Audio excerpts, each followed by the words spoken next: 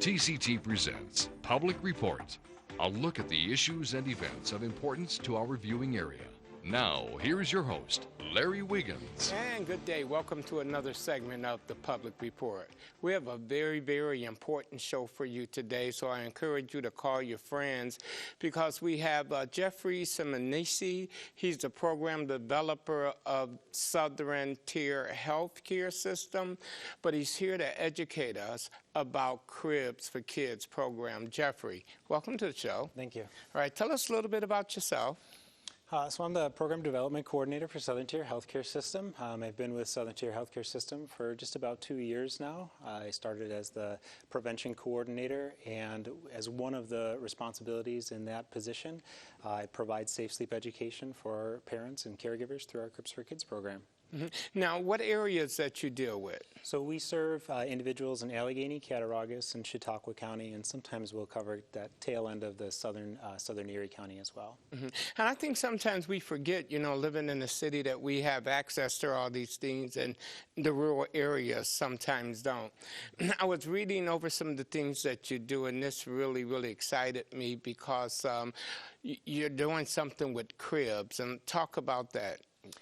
Yeah, so our Cribs for Kids program, basically the idea behind it, or the goal behind it, is to prevent infant deaths due to sudden infant death syndrome or unsafe sleep, so accidental suffocation or strangulation in bed. And basically the way that our program does that is it's twofold. So we provide a free pack and play to families who are in need, and then alongside of that, in tandem with that, we also provide safe sleep education. And we really feel that both of those things have to be in place in order for the program to be effective. You know, if you provide a pack and play but you don't provide education, there's no guarantee that a parent's going to use that pack and play appropriately. If they jam it full of stuffed animals and pillows, the baby's still going to be at risk. And similarly, if you provide education only and the parents lack the means to afford a safe place for their baby to sleep, they may well know what the safe place for their baby to sleep is, but if they can't afford a crib, then the baby ends up sleeping in a car seat or ends up sleeping in a rocker or maybe even in the parent's bed. And so we really feel that those two facets of the program work side by side in order to keep babies safe.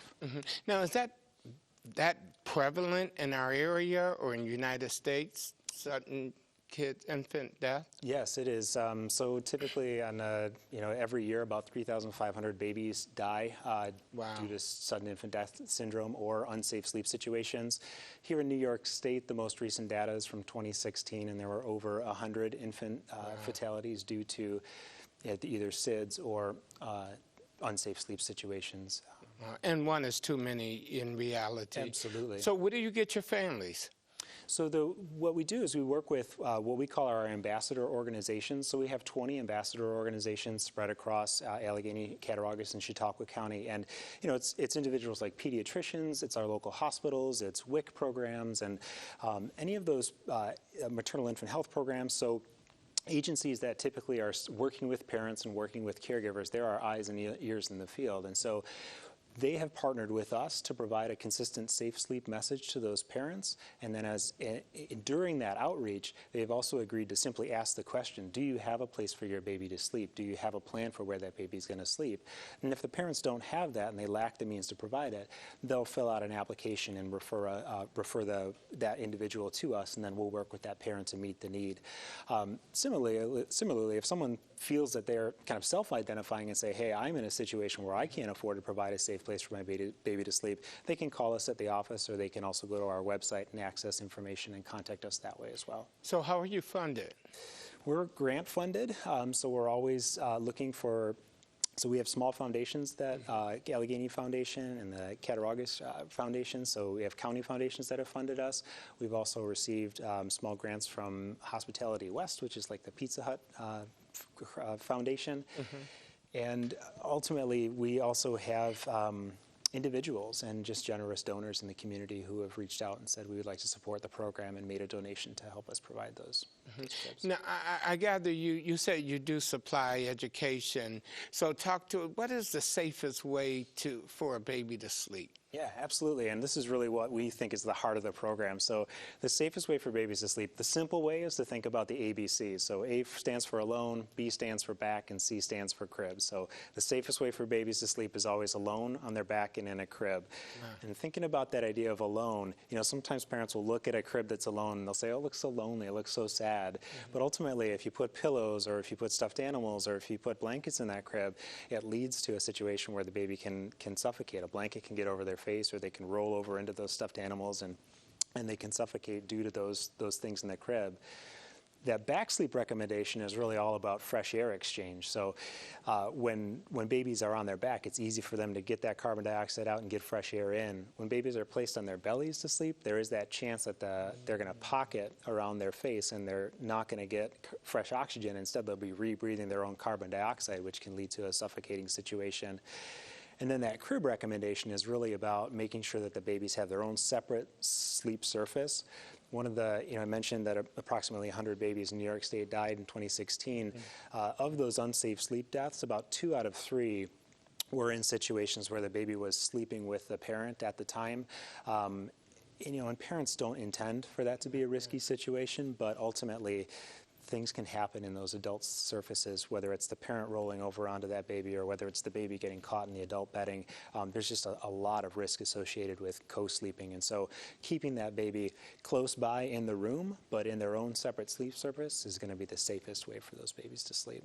And now you're only in the rural area, correct? Correct. Right. I mean, because what you do is so important. Like, unfortunately, I know 2 children that something like that did happen too. Yeah. So it kind of struck me hard. Can you share any success stories with us? Yeah, so for me, there's lots of small little success stories where you can think about a certain parent who had a very, very tough situation, and then we were able to meet a need, and that baby was in a safe place after that. But ultimately, one of the most successful things that I've seen from the program are those times where I'll bump into a parent that we don't always get a chance to follow up with those parents, but I get a chance to bump into the parent at a grocery store. I get a chance to see them when they come into our office for something else, and I see the baby, who wasn't born at the time when we did the safe sleep education, and you see that baby is healthy and is past that age of 1, so they're out of that risk for SIDS, and you get a chance to just know that you had some sort of a role in keeping that baby safe and helping them make it to their first birthday. For me, that's that success of the program. Now, you said before the baby came forth, so I get you help people, you start them off as they're carrying the child? Yeah. Typically, so as I mentioned, those Safe Sleep ambassadors will help. We have some who work with the parents prenatally. We have some, like the hospitals, that'll see them at birth, and then we have some that follow them, like pediatricians that follow them through that first year as well, if not beyond. So at all of those different places, those providers and those people are making those contacts about safe sleep. So probably about 2/3 of the cases that we provide education in pack and plays, the babies haven't been born yet. We usually do it about a month before they're due. And that's actually a really ideal time because the parents aren't sleep deprived. They have a chance to kind of make that reasonable decision before the baby comes, and then have a plan to keep that baby safe when all of those inevitable challenges do come up. They've got a plan to keep the baby safe. Now, do you find that there's many first-time mothers calling you, or they call you even if they have a couple of children? It's both, and one of the interesting things is often we'll have somebody who's maybe it's their second or third child, and they'll come to us and they'll go through that safe sleep education, and they'll say, with my first kid, I didn't realize this, and I had that baby sleeping in the bed with me. Unfortunately, nothing happened, but as a result of this education, I've now decided that I'm not going to even take that risk anymore. Just because I got lucky with that first kid and nothing happened doesn't mean that I should try it again with the second kid, because they realize that as a result of that education that it is risky, and that they can prevent that risk, and they can make choices that reduce the risk. Now, talk to us a little bit, because some parents have their pets sleeping with their child. Should they be doing that, or what? Again, anytime that there's anything in that sleep area, another animal included, there is a risk that something can happen to that baby. Ultimately, totally alone is the best situation for babies. You don't think that it would happen, but if you can imagine that a baby would roll over and get themselves somehow up against the side of that animal, it can interfere with that breathing. And so that's, again, it's an added risk that can easily be prevented just by putting them in a separate situation. Can someone donate to the cause or donate a crib? And if so, what do they need to do? Absolutely. So just because of liability and the way our nation is, we make sure that we do provide new pack and plays. So the way that individuals or organizations or anyone can make a donation to the program is by going to our website, which is www.STHCS.org. We just kicked off our second Adopt a Crib campaign. Last year we were able to raise about $2,000 through the Adopt a Crib campaign, where individuals and organizations just make a donation. It's about a $55 donation to provide a pack and play for a family in need. So they can make a donation, and then we'll recognize that donation and then provide that pack and play to a family in need. Okay. Now, just say if someone lived in a city, but they wanted to learn about babies' cribs. Okay, they go to your website, and if so, do you have those things on your website? Yes, absolutely. So on our website, there's a Cribs for Kids tab under our program page, and there's a bunch of information about Safe Sleep on that page, as well as links to videos and other resources that they can look for reliable recommendations on safe sleep. Good, great, great. Believe it or not, Jeff, we're coming down to the last minute of the half of the segment. I really want to make sure you leave with the audience what you want them to know about this important cause.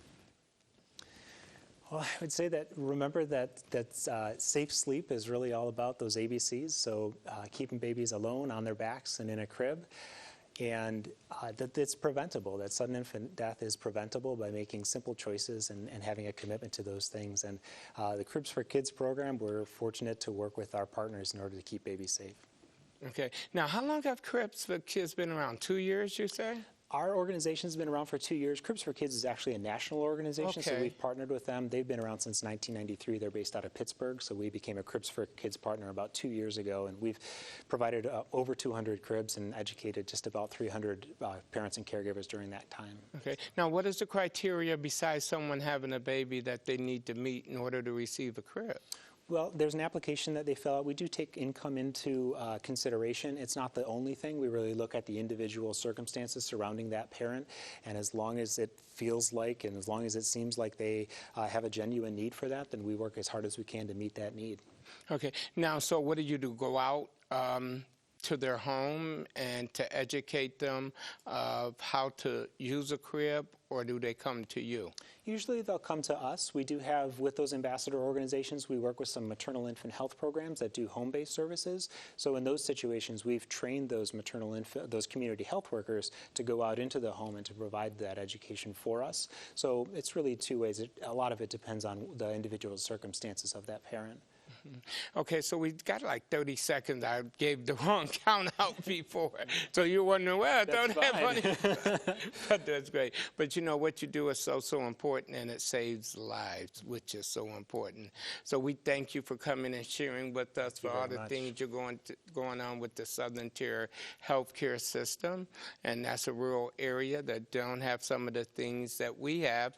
But also, this is the first time I ever heard of this program about Cribs for Kids program, which is a very, very needed program. So I encourage you, if you live in a rural area, please give Jeffrey a call. If you're getting ready to have a child, please learn the proper way to sleep with that child. We're going to take a break, and